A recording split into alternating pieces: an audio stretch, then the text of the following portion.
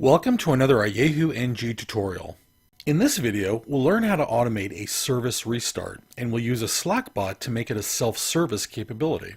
Today's workflow example will feature restarting an SNMP trap service, but this same example can be implemented to work with any service.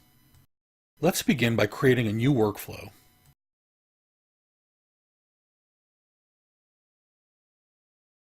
First, we'll drag and drop the Slack send message activity onto the canvas. This activity allows Ayehu NG to respond to the user when they submit the request through Slack.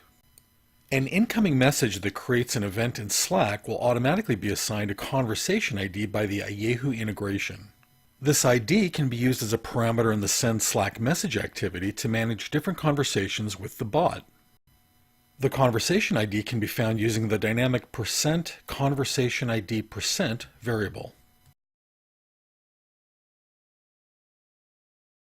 Every user in a Slack channel will also have a unique user ID. We can capture the unique user ID using the dynamic %user ID % variable, and the activity will use that to identify which user the bot responds to. The text string for the message parameter is the response we want Slack to provide the user when they initiate a conversation.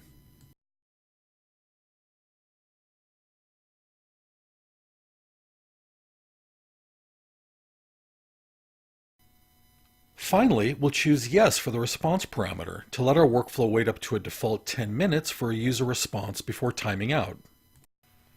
Next, we'll insert an if-else branch control activity to route the workflow based on user input. We'll configure the first branch's type to be user-defined and looking for a user response containing the keyword SNMP trap.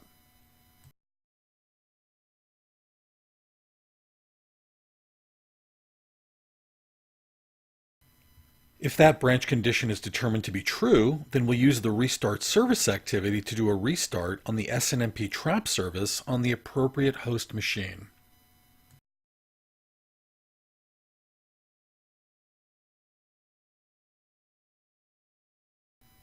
If that branch condition is determined to be false, then we'll use the Slack send message activity to let our user know.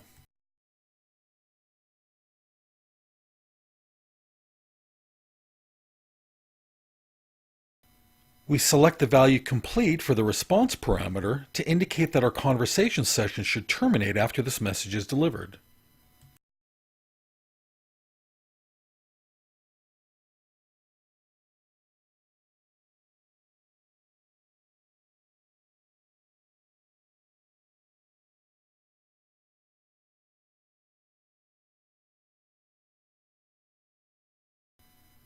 Now we'll grab one more if-else branch control activity to confirm whether the service restarted successfully. We'll select a type of predefined and test to see if its value is running. Otherwise, we'll test to see if the service did not restart successfully by selecting a type of predefined and testing to see if its value is stopped. If the restarted service is running, we'll use another Slack send message activity to notify the user via Slack that the service has been restarted successfully.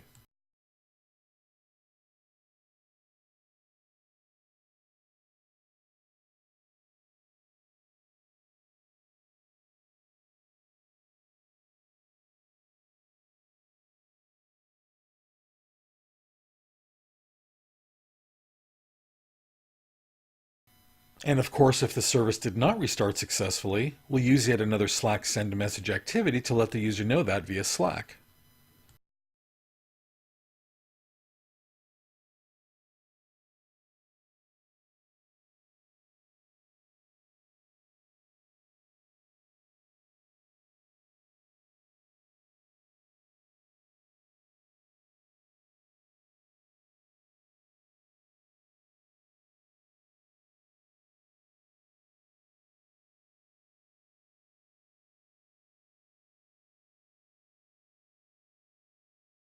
Finally, we simply save the workflow.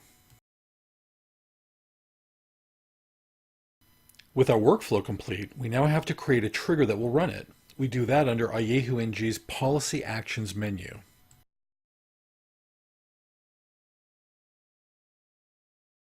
First, we give the trigger a name.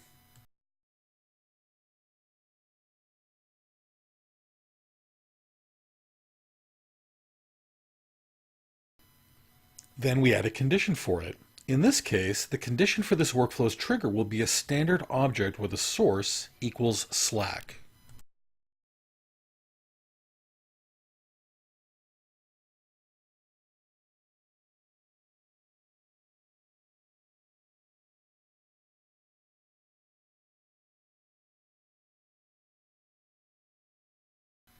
When that condition is met, we tell the trigger to execute the workflow we just built, whose name is service restart.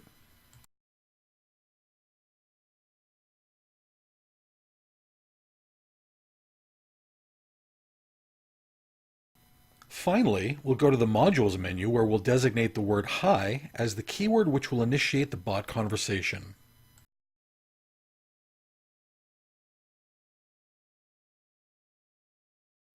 Now we'll head over to the Windows Task Manager to confirm that the SNMP trap service is currently stopped.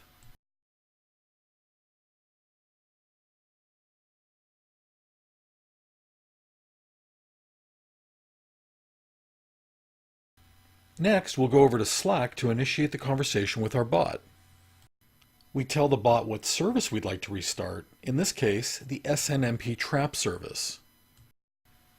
The bot responds that the service has been successfully restarted. And if we look under Ayehu NG's audit trail menu, we can see documentation of every activity the workflow ran to restart the service.